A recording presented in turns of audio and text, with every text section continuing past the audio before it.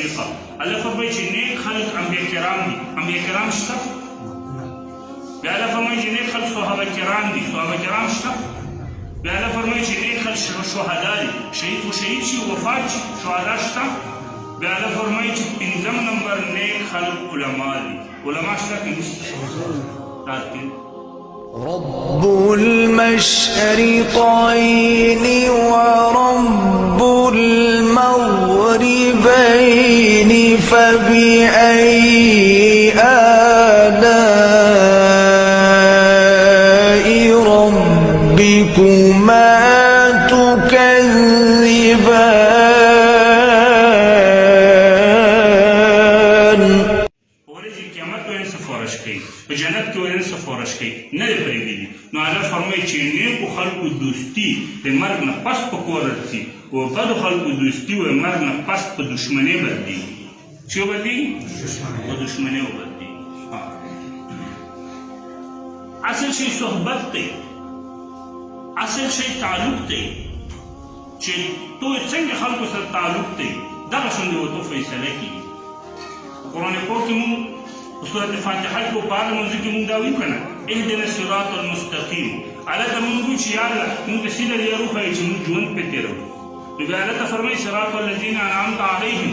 الله فرمایي چې سیده لاره خو هغو خلکو وو که نه چې ما انعام پرې کړی دی. نو بیا سوال پیدا کېږي چې یا الله هغه خلک څوک دي چې تو په انعام کړی دی مونږ هغه نه پېژنو. نو بیا الله فرمایي اولئک الذین انعم الله علیهم من النبیین والصدیقین والشهداء والصالحین وحسن اولئک رفیقا. الله فرمایي چې نیک خلک انبیا کرام دي. انبیا کرام شته؟ بیا الله فرمایي چې نیک خلک صحابه کرام دي. صحابه کرام شته؟ بیا الله فرمایي چې نیک خلک شهدا دي. شهید خو شهید شي وفات شي، شهدا شته؟ بیا الله فرمایي چې پنځم نمبر نیک خلک علما دي. علما شته که نشته؟ دا خپل دغه لمنې ونیسو. بیا الله فرمایي وحسن اولئک رفیقا. د دوستۍ په اعتبار سره بهترین خلک دي. الله فرمایي پنځمه سپاره ده.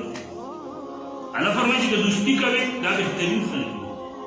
ځکه چې انبیا کرامو سنت دې ته ښایي، د صحابو آثار دې ته ښایي، د جهاد فضیلت دې ته ښایي، خو په سیده لار دې روانوي. نبی علیه السلام فرمایي چې مو د امت علما کرام داسې دي لکه بني اسرائیلو پیغمبران.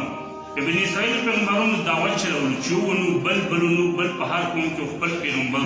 زموږ په امت کې نبی علیه السلام خاتم النبیین دی، بل پیغمبر رسینا دا دین و دعوت دا علما کرام چلی. نو تشبیه سره دعوت پکور کې تبلیغ پکور. نو الله فرمایي چې علما کرام د دوستۍ په اعتبار سره بهترین خلک دي. خپل صحبت، خپل نسبت، خپل تعلق دا خپل هم ټیک کړو، خپلو بچو هم ټیک کړو، پاتې کامیابي ده. وما ضلنا الا المجرمون.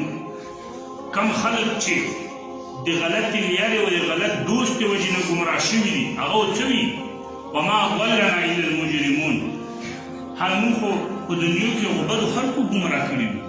فما لنا من شافعین. اوس څوک شته نه چې موږ سفارش وکړي، ولا صدیق حمیم، و نه موږ هسې دلي ملګری شته، زړه ملګری مې موږ نشته. دا خو موږ ډېر بد کړي. دا خبرې وکړئ هغه خلک چې غلط صحبت او غلط رهنما د وجې نه ګمراه شوي. ابو طالب د رسول الله صلی الله علیه وسلم تره دی، ټیک شو، د علي رضی الله تعالی عنه پلور دی. و ابو طالب هغه شخصیت دی چې د رسول الله صلی الله علیه وسلم د پورې سخت تکلیفونه تیر کړي. خلکو به یې کارتونه ورسره کړي دي، خلکو ژوند ورسره بند کړی دی، خلکو دمکې ورکړي دي، خو هغه په خپل وریره باندې په رسول الله صلی الله علیه وسلم باندې ولور و رسول الله صلی الله علیه وسلم یې وړي کې غټ کړه. رسول الله صلی الله علیه وسلم یې وړي کې غټ کړه. و رسول الله صلی الله علیه وسلم ډېره مینه وه ورسره. ابو طالب وفات کېږي ځوان کلن یې. رسول الله صلی الله علیه وسلم هم سره ناست دی، ابو جهل هم ناست دی، یو بل مشرک هم ناست دی. نبی علیه السلام یې ته پټ پټ وي چې یو ورته کلمه وایي چې لا اله الا الله محمد رسول الله. چې په ورځ د قیامت کې زه سپارښت وکړم چې الله ته ووایم چې موږ دې کلمه ویلې وه، بس یو ور یې ویل په صدق دې سره. خو چې نبی علیه السلام ورته وویل چې کلمه وایه، ورته ابو جهل ورته وایي چې ابو طالبه چې خپل پلور د دین نه ونه وړي عبدالمطلب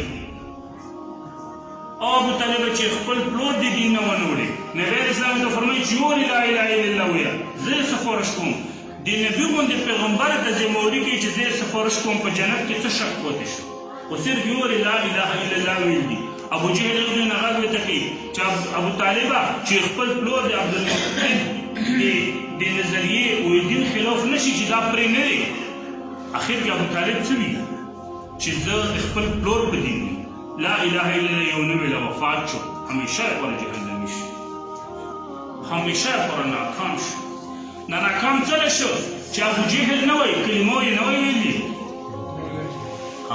چې ابو جهل نه وای خپل وریاضت وای کلمه نه ویلي ولته په مجلس کې په صحبت کې ابو جهل نو هغه همیشه پر برباد هغه همیشه پر برباد